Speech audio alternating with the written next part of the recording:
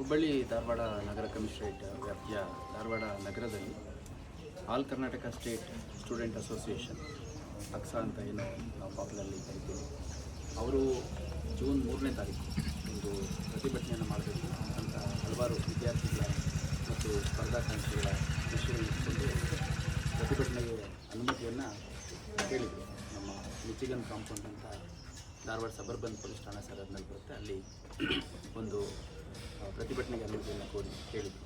ಅದ್ರ ಕುರಿತಾಗಿ ನಾವು ಹೆಚ್ಚಿನ ಮಾಹಿತಿಯನ್ನು ಕೂಡ ಕೇಳಿದ್ವಿ ಅವರಿಂದ. ಅಂದರೆ ಎಷ್ಟು ಜನ ಸೇರ್ತಾರೆ, ಯಾವ್ಯಾವ ಲೀಡರ್ಸ್ ಬರ್ತಾರೆ, ಯಾವ್ಯಾವ ಕಡೆಯಿಂದ ಸ್ಟೂಡೆಂಟ್ಸ್ ಬರ್ತಾರೆ, ಆ ಸ್ಟೂಡೆಂಟ್ಗಳನ್ನ ನಿಯಂತ್ರಣ ಮಾಡೋದು ಹೇಗೆ, ಮತ್ತು ಮಾರ್ಗ ಯಾವುದು, ಇನ್ನೊಂದು ಎಲ್ಲ ಭಾಳಷ್ಟು ಮಾಹಿತಿಯನ್ನು ನಾವು ಕೇಳಿದ್ರ ಮೇಲೆಗೆ ಅವರು ಕೆಲವು ಮಾಹಿತಿಯನ್ನು ಕೊಟ್ಟಿದ್ದಾರೆ. ಆದರೆ ಅವರು ಕೊಟ್ಟಿರುವಂಥ ಮಾಹಿತಿ ಸಮರ್ಪಕವಾಗಿಲ್ಲ ಮತ್ತು ನಮಗೆ ಅಗತ್ಯ ಎಲ್ಲ ಮಾಹಿತಿಯನ್ನು ಕೊಟ್ಟಿಲ್ಲ.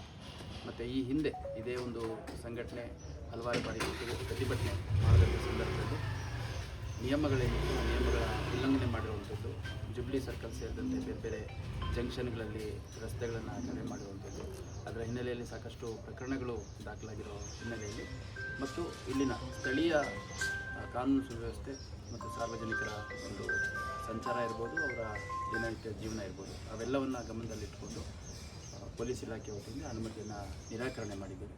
ಅನುಮತಿ ನಿರಾಕರಣೆ ಮಾಡುವಂಥದ್ದು ಜೂನ್ 3ನೇ ತಾರೀಕಿನ ಪ್ರತಿಭಟನೆಗೆ ಅನುಮತಿ ನಿರಾಕರಣೆ ಮಾಡಿರುವಂಥ ಪ್ರತಿಯನ್ನು Kanthakumar, all Karnataka state student association ಅದರ ಪ್ರೆಸಿಡೆಂಟ್ ಅವ್ರಿಗೆ ಒಂದು ಕಾಪಿಯನ್ನು ಕೂಡ ಕೊಟ್ಟಿದ್ದೇವೆ. ಈ ಒಂದು ಪ್ರತಿಭಟನೆ ಕುರಿತಾಗಿ ಈ ಭಾಗದ ಭಾಳ ಹಿರಿಯರು ಮತ್ತು ಭಾಳ ದೊಡ್ಡ ಹೋರಾಟಗಾರರಾಗಿರುವಂತಹ ಬಿ ಡಿ ಹಿರೇಮಠ್,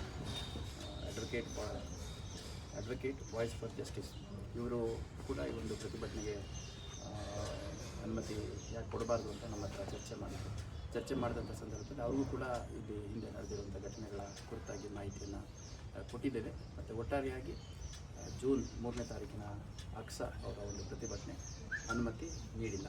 ಹಾಗಾಗಿ ಯಾರೂ ಸಾರ್ವಜನಿಕರಾಗಲಿ ವಿದ್ಯಾರ್ಥಿಗಳಾಗಲಿ ಗೊಂದಲದ ಹೇಳಿಕೆಗೆ ಕಿವಿ ಕೊಡಬಾರ್ದು ಮತ್ತು ಯಾರೂ ಅನುಮತಿ ಇಲ್ಲದ ಪ್ರತಿಭಟನೆಯಲ್ಲಿ ಆಗಬಾರ್ದು ಅಂತ ನಾನು ಈ ಮೂಲಕ ಮನವಿ ಮಾಡ್ಕೊಳ್ಳಿಕ್ಕೆ ಇಷ್ಟಪಡ್ತೇನೆ.